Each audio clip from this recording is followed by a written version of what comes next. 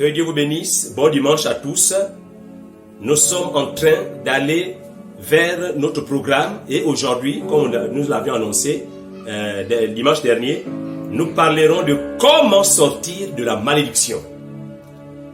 Comment sortir de la malédiction? Nous allons prier. Nous te bénissons, Éternel des armées.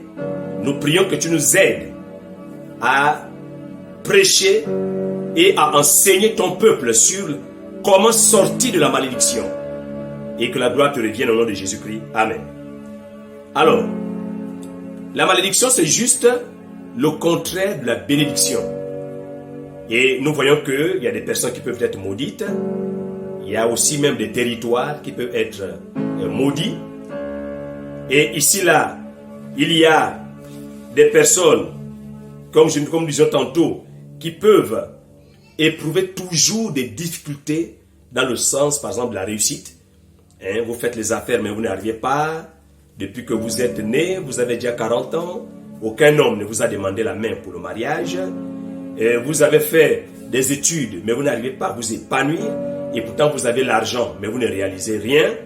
Il y a même des endroits où on plante, mais ça ne pousse pas, comme nous avions rendu témoignage la semaine dernière d'un endroit quelque part qui était maudit, mais il fallait des jeûnes et des prières pour que cet endroit redevienne normal. Comment quitter la malédiction?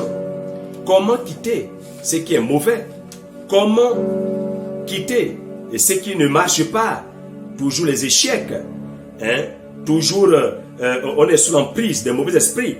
Alors la malédiction ici là est causée par les démons. La malédiction aussi peut être attrapée lorsque une autorité vous dit une mauvaise parole. La malédiction aussi peut venir de Dieu lui-même. Quand nous voyons que Dieu, dans le livre de Genèse, au chapitre 3, a maudit le sol à cause de l'homme. Et Dieu a maudit le serpent. Il a dit que tous les jours de ta vie, tu vas marcher sur ton ventre. Et nous comprenons que avant le serpent ne marchait pas sur le ventre, mais tous les jours de sa vie, le serpent devait marcher sur le ventre et la terre devait être maudite à cause de l'homme. Nous avons aussi l'exemple de Noé.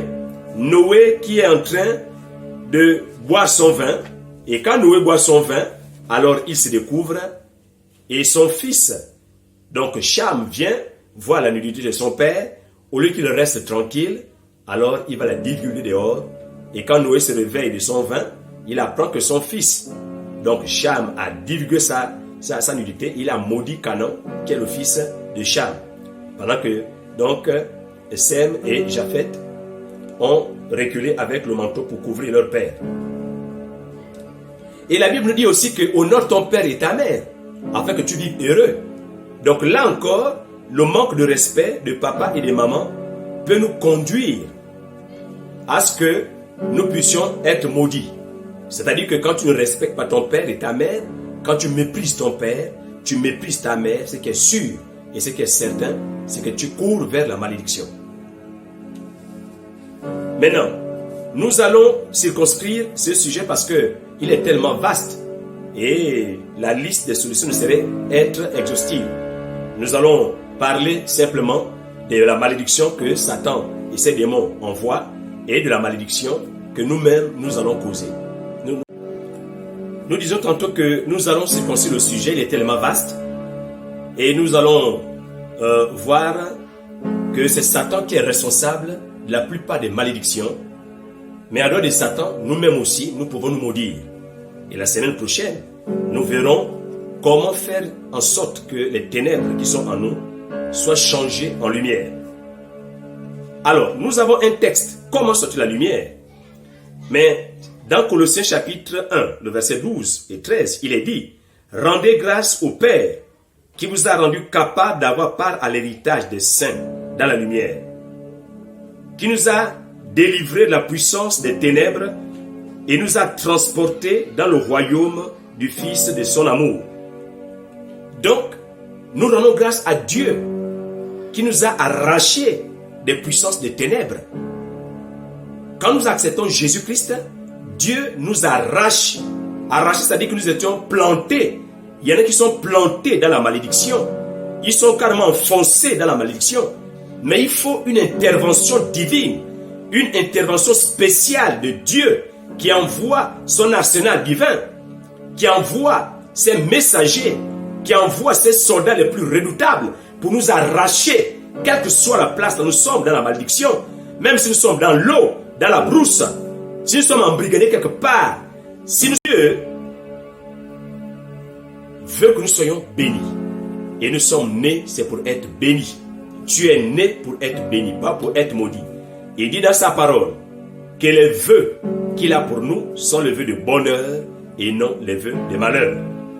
Donc tout ce que tu es en train de constater qui ne va pas dans ta vie, ce qui ne marche pas, en tout cas, dans Marc chapitre 16 au verset 17, il est dit, voici les signes qui accompagnent ceux qui ont cru.